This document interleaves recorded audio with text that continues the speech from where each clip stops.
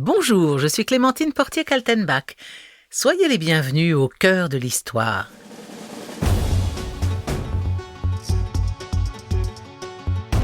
Dans le cadre de l'exposition La Forêt Magique, présentée au Palais des Beaux-Arts de Lille jusqu'au 19 septembre, je vous propose un épisode spécial sur Merlin l'Enchanteur. Indissociable de la forêt de Brocéliande, le personnage de Merlin est à mi-chemin entre l'histoire et la légende. Depuis l'arbre qui lui sert de refuge, il met son pouvoir de magicien au service d'une cause historiquement très concrète, l'unification du royaume de Bretagne.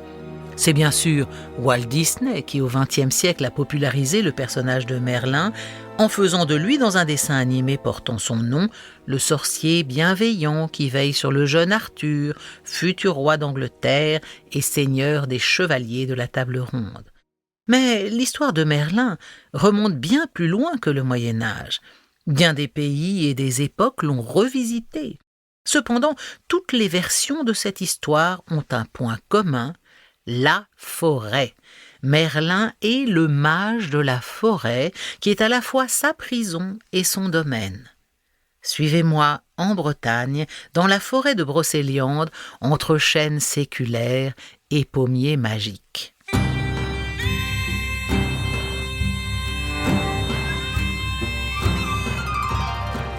Du pays de Galles à la Bretagne. L'an 1000 a apporté son lot de catastrophes. Jamais de mémoire d'homme hiver ne fut plus froid. Debout, dans le vent glacial, un vieil homme tente vainement de lever sa hache pour couper du bois. Épuisé, il tombe à genoux, fond en larmes. Sans bois, comment se réchauffer, cuire sa pauvre soupe? Soudain, depuis les arbres voisins, une voix lui chuchote: « Je suis Merlin, prophète et devin. J'ai eu pitié de toi. Je te rendrai riche pour toujours si, dans la fortune, tu te soucies des miséreux. » Hélas, une fois devenu riche, le vieil homme a tôt fait d'ignorer ses prochains. Alors, un beau jour de printemps, Merlin réapparaît et, par un sortilège, renvoie cet ingrat à son ancienne condition. Mi-ange, mi-homme, Merlin est capable de compassion comme de colère. Les légendes qui courent à son sujet sont innombrables, mais ont en commun certains traits propres au célèbre magicien. Certaines lui attribuent des dons de métamorphose, certaines des dons de prophétie, mais dans toutes ces légendes, son domaine, son repère, c'est la forêt. Dépositaire d'un savoir abyssal, le vieux sage y commande aux animaux. C'est dans la forêt de Brocéliande, avec ses arbres magiques et ses fontaines ensorcelées, que sont nés les récits les plus palpitants de la vie du magicien et des prodiges qu'il a accomplis.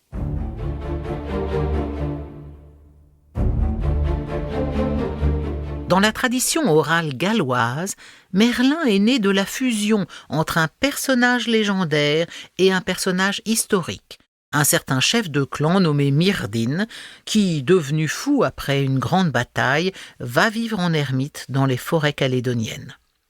En France, Merlin fait son apparition au tout début du XIIe siècle dans des contes et légendes rapportés d'Angleterre. C'est un compagnon de Guillaume le Conquérant, Raoul Ier, seigneur de Gaël, mort en 1099, qui, de retour d'outre-Manche, rapporte avec lui des récits merveilleux. Son fils est Raoul II, comte de Fougères, connu pour son conflit avec le roi d'Angleterre Henri II Plantagenet, père du fameux Richard Cœur de Lion.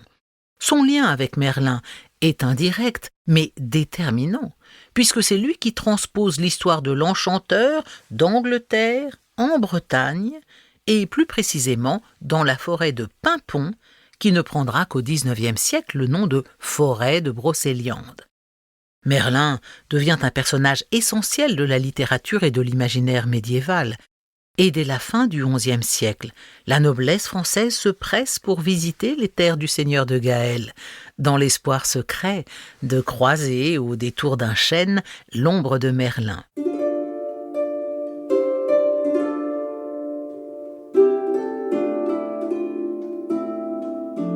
Par son origine et ses dons, Merlin est très tôt assimilé à la forêt.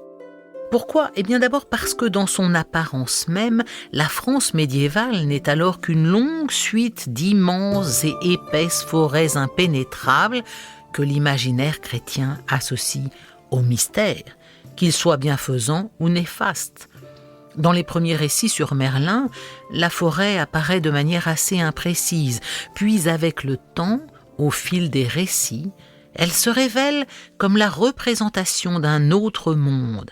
Elle incarne l'inconnu, le lieu où toutes sortes de prodiges peuvent se produire. Elle devient un lieu d'aventure, de refuge, d'enseignement. Merlin, sorte de druide divin ou de chaman, y apparaît sous forme humaine ou animale. Son aspect le plus courant est celui d'un oiseau. Le nom même de Merlin est d'ailleurs proche du mot merle, volatile dont Merlin tient le caractère persifleur et provocateur. Dans l'imaginaire celtique, le merle est associé à l'au-delà. Lorsqu'il prend l'apparence d'un cerf, Merlin est capable de survoler les bois. Mage facétieux, il peut aussi apparaître sous la forme d'un enfant ou d'un vieillard. De l'apparence physique de Merlin n'existe qu'une seule description, tirée d'une chronique médiévale. Il avait la tête grosse comme celle d'un veau, les yeux ronds et saillants, la bouche fendue jusqu'aux oreilles, les lèvres épaisses, toujours entr'ouvertes, qui laissaient passer ses dents, les pieds retournés à l'envers, les cheveux noirs, durs et si longs qu'ils tombaient sur sa ceinture. Il était grand, courbé, velu et vieux à merveille, vêtu d'une peau de loup. Et ses oreilles pendaient jusqu'à ses genoux de manière qu'il pouvait s'en envelopper lorsqu'il pleuvait. Enfin, il était si laid à regarder qu'il n'était homme vivant qui n'en dût avoir grande peur. Il avançait en frappant les chênes, à grands coups de sa massue, et il menait avec lui, comme un berger son troupeau, une horde de cerfs, de biches, de daims et de toute manière de bêtes rousses. Un épisode particulier va bouleverser le destin de Merlin et frapper l'imagination populaire, sa rencontre avec la fameuse fée Viviane. C'est de cette rencontre que naît son lien intime avec la forêt. Viviane, que l'on appelle également la Dame du Lac, vit dans la forêt bretonne de Brocéliande. Elle y élève au fond d'un lac un jeune homme parfait en tout point nommé Lancelot. Lorsqu'il la rencontre pour la première fois, Merlin est subjugué. Il en tombe immédiatement amoureux, si amoureux qu'il accepte de lui livrer tous ses secrets. Viviane se livre elle aussi tout entière, mais pour ne pas risquer de perdre ce magicien si prompt à disparaître, elle l'emprisonne dans la forêt pour l'éternité. Merlin sait que cette relation intime aux arbres inquiète et même effraie. Les Romains disent des druides qu'ils habitent dans des bois profonds et se retirent dans des forêts inhabitées. Ils y pratiquent des rites barbares et une sorte de culte sinistre.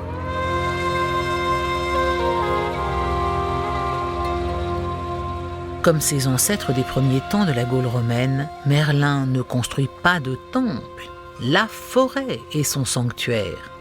Il connaît l'usage de chaque essence de bois, selon la tradition celtique. La branche de l'if sert à faire les baguettes magiques. Au pied des sorbiers, il pratique les sortilèges dont il a le secret. Lorsqu'il veut disparaître aux yeux des hommes, il monte sur le pommier enchanté qui est son lieu de vie habituel. Il peut aussi transformer les arbres en pierre. Mais tout cela, évidemment, appartient à la légende. Qu'en est-il du Merlin historique, si vraiment il a existé ? Son nom apparaît pour la première fois dans l'histoire lors de la bataille d'Arderide en 576, bataille entre différentes factions des Bretons du Nord.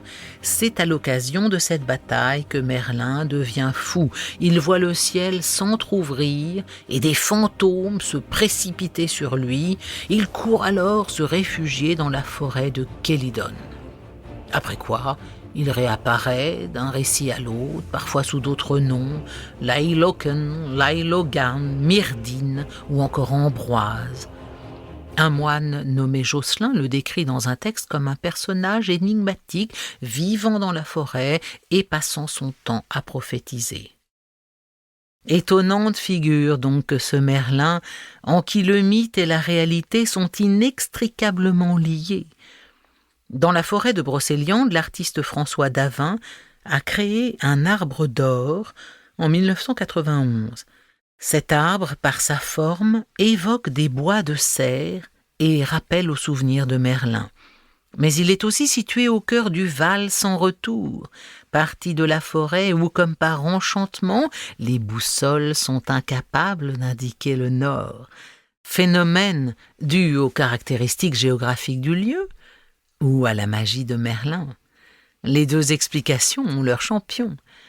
La journée, les promeneurs viennent regarder cet arbre en touristes, tandis que la nuit, de petits groupes de druides en herbe continuent de perpétuer, lors de cultes secrets, la mémoire de Merlin et de sa forêt magique.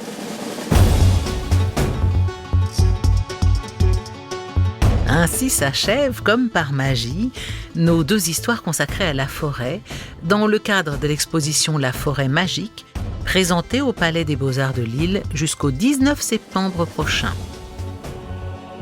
Si cette plongée dans l'histoire vous a plu, parlez-en autour de vous et faites-moi part de vos commentaires sur le groupe Facebook Au cœur de l'histoire. Je vous lirai et je vous répondrai. Pour ne rater aucun épisode, abonnez-vous sur Apple Podcasts, Spotify, Deezer ou la plateforme sur laquelle vous écoutez habituellement vos podcasts. Au cœur de l'histoire est une création originale Europe 1 Studio. Les deux histoires que vous venez d'entendre ont été écrites en collaboration avec Jean-Louis Bachelet. La réalisation est signée Christophe Davio. Et si vous voulez aller plus loin, la bibliographie ayant servi à écrire ces histoires vous attend sur le site d'Europe 1. À très bientôt.